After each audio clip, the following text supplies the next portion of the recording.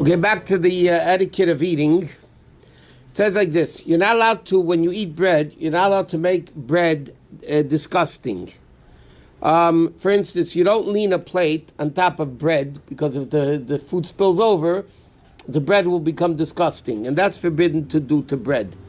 Or even if you eat, let's say you take some gravy with some bread, you shouldn't just use the bread as a spoon.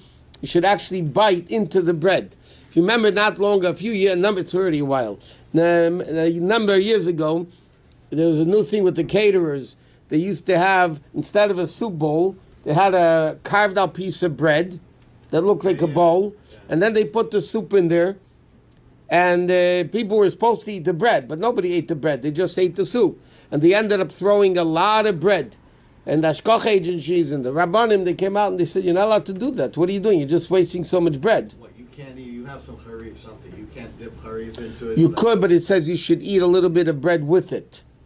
Oh. Okay, there's something, not just use it as, because if you take harif, let's say, sharp stuff, yeah, and you dip it and then you just lick off the sharp stuff, the bread, okay, so I'm saying you should have to bite a little piece of bread. When you say the bracha on the bread and you dip it in something else because there's no salt around, is okay? No.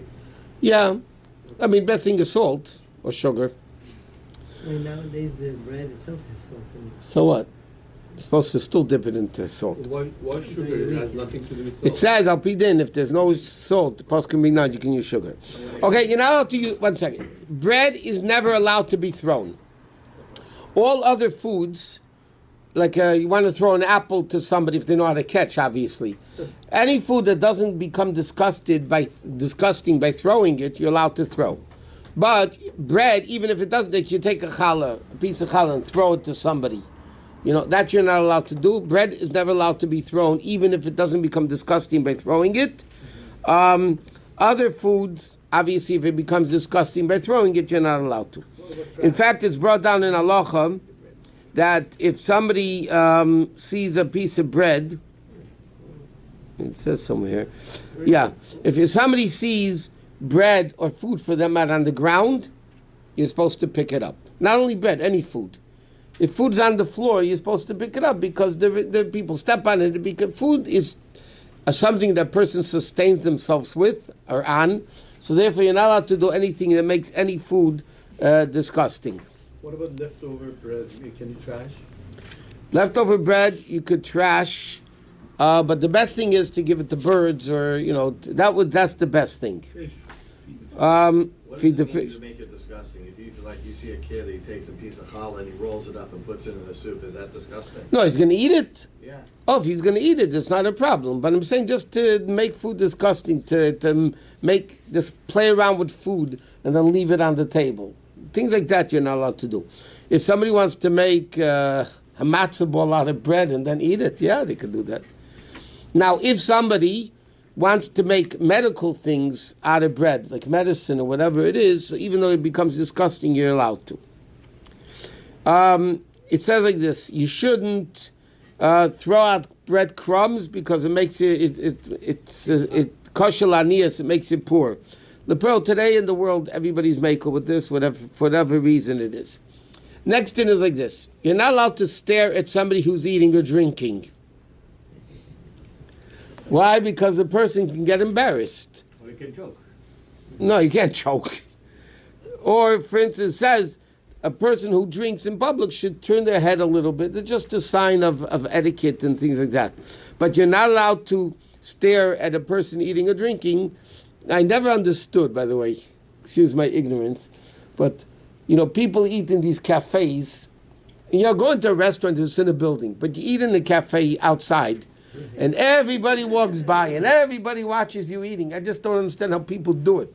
Right. I wouldn't want to eat and everybody watching me eat. Right. Isn't it? You're not allowed to eat that on the street. No, that's not in the street. We're talking about walking in the street. You're not allowed to eat. No, that's not a problem of eating in the street. It's just like... Your mom is not allowed to walk down the street like with let's say, a ice cream shake or something and walk down the street? No, we mentioned, Taisa says that really it's like a bread, a sandwich. He said you shouldn't walk with a hot dog and a bun down the street. So bread. Eating it down the... Shouldn't walk with pizza, eating pizza down the street. How about drinking? That's pretty cool. The Gemara says, We said this yesterday. If somebody eats in the street, they're like a dog, and they're not kosher to be witnesses because they have no human dignity. So Taisus explains it means things that people eat as a meal, not guys walking in the street with a... These kosher food trucks could be a shiloh on what you're saying. Well, they should take the food and sit down somewhere and eat it.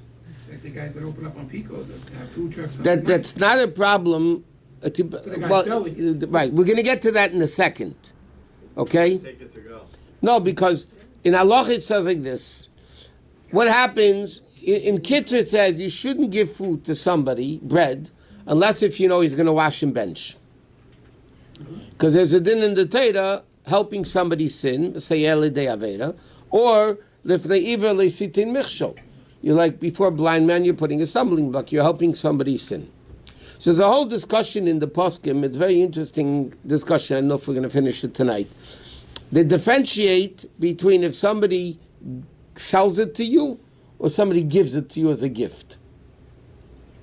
Giving as a gift might be forbidden, but if somebody sells it to you, then it's not a problem. And let me preface it by explaining a din of lefnei iver leisitin mishal. Before a blind man, you're not allowed to put a stumbling block. So the Gemara gives a classic example. A Nazir is not allowed to drink wine.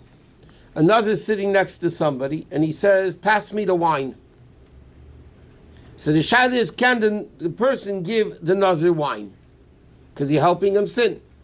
So the Gemara says like this. The Gemara's explanation of it is very clear. If it's on the same side of the river, meaning the Nazir can just get up and get it himself. You're not really helping him, because even if you're not there, he can get it. Then you're not called helping him, because he can get up and do it himself. You're not really helping him sin. If it's on the other side of the river, that he can't get there himself, and he says, throw over the bottle, so then without you, he wouldn't be able to get it. So then you're called lifnei iver leisitin mishal. Then you're helping him sin.